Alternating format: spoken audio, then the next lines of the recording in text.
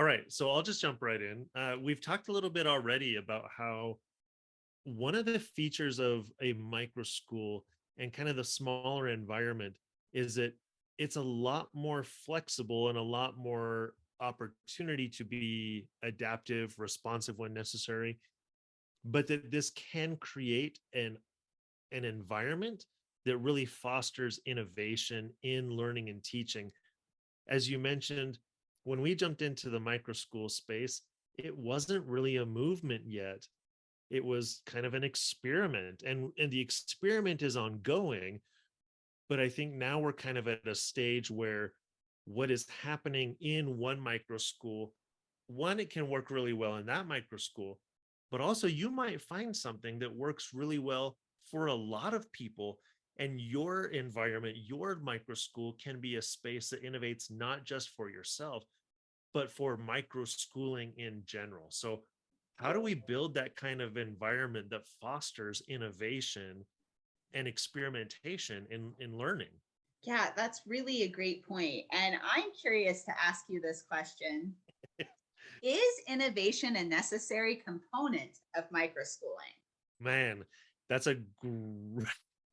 How much time do we have again? Yeah, so I will say that the innovation is ultimately going to be an outgrowth of things that are required. The flexibility, the adaptability, the willingness to try, make a mistake, and to take the time to evaluate, hey, we did this and it didn't work. Why did it not work? Do we really want to do this? Can we try it a different way? How are we going to move forward with this new approach? That innovation will be the natural outgrowth of the things that are required to make a micro school functional and operational. And that if you're not experiencing innovation, are you really running a micro school or are you just running school? Oh, that's a fair question. And I think that leads me back to maybe an answer that it is, in a way, a necessary component. Mhm. Even if you don't intend to innovate, if you step into the microschooling space and you are um, going to be successful, you're going to continue to have growth, I think you will innovate whether you intend to or not, as a means of thriving in this space. Because you do have such a small student body, you don't have room to lose 20% of your enrolled population and stay at that kind of under enrollment. And so I think it is a situation that kind of just perpetuates innovation because it's so linked to success. Right. Well, and the way I think about it is, uh, if you look through all history, the vast majority of innovators were not looking so far into the future as to how transformational their inventions were going to be. They were looking for a solution to a problem they had in that moment.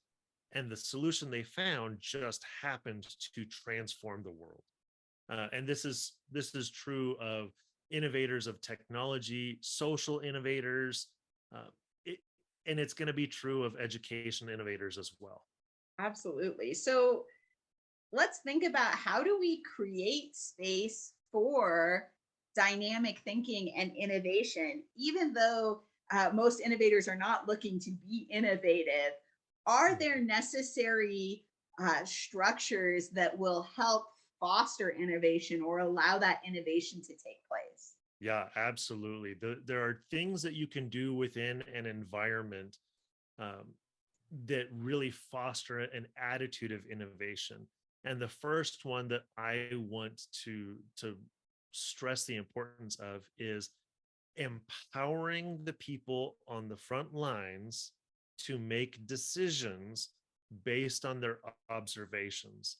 Um, this is a very organic way of decision making, but a lot of institutions shy away from this. Like, if I go into a major department store because I ran into a problem, I'm not talking to the CEO of the company. I'm talking to the local cashier who's, some 16-year-old wet behind the ears youngin? Are they empowered to solve my problem? Okay, well, we're not running a retail store, right? We're operating systems of learning. We're operating micro schools. Your learning guides, do they have the ability to make changes to the curriculum? Can they be flexible and adaptive to meet the needs of the students? Can I create an environment where a child has the ability to learn how to exercise their own bodily autonomy? That might seem like it's such a silly thing. Go visit a school. That is a radical transformation that actually helps kids learn about themselves, learn about regulating their own physiology. Um, and it's an incredibly powerful tool. So, first, I'm going to say is this freedom and flexibility of bottom level decision making without fear of like punishment or shame or consequence. But things can go wrong in that. And we're afraid that creates problems. No, and now I got to clean up your mess. No, you don't. Right? Things went wrong. What can we learn from this? One, can we acknowledge that a mistake was made? Yes, absolutely, because we've built these awesome relationships with the families that we work with. So we can acknowledge that a mistake was made. We can take corrective action where we need to. But more importantly, now we can bring together the impacted parties and say, what can we learn? Like we turn everything into an opportunity to learn, and there's your innovation right there. Um, And your continued professional development. When you allow people to have failure and you use it as a learning opportunity, you create ongoing professional development that's organic to both your micro school, to your learning environment, but also that is incredibly relevant to what's happening. mhm, mhm. Well, and also within this within a micro school, you're going to have kids asking great questions, just phenomenal questions. Can we do this? Why does this happen? And if we adopt an attitude of experimentation and curiosity and say, yeah, why can't we do that? Why can't we try and experiment with this today?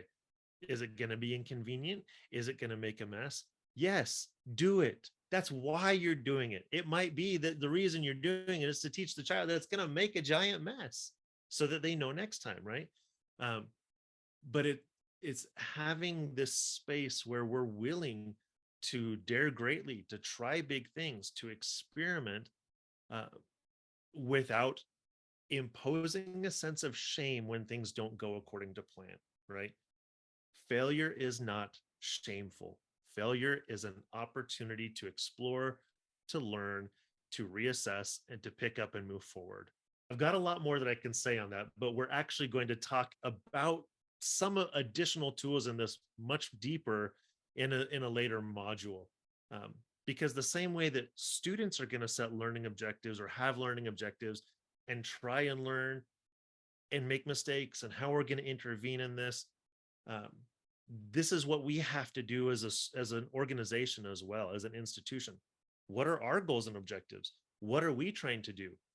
Do we have a system to sit down and actually evaluate the progress we're making over time? We're not just running a school. It's not enough for us to manage the day-to-day operations and then go home and check out, right?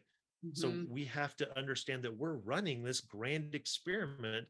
And if we don't sit back and like one, collect the data and then assess the data every so often and figure out what's the data telling us and then make changes, then the experiment's going to go awry, right? That it's going to happen.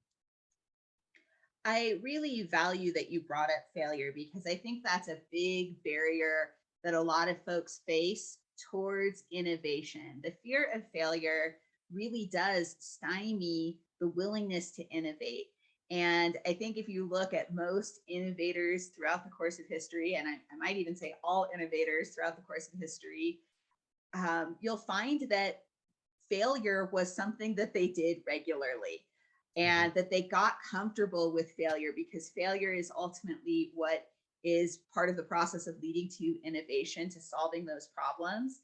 And it's scary when you work in in schools and in education, sometimes to allow for failure. I think there's a real fear of, if I allow for failure, I'm going to do this huge disservice to our students, to their families, or to us organizationally if we, are not upholding some piece of legislation that we think is important.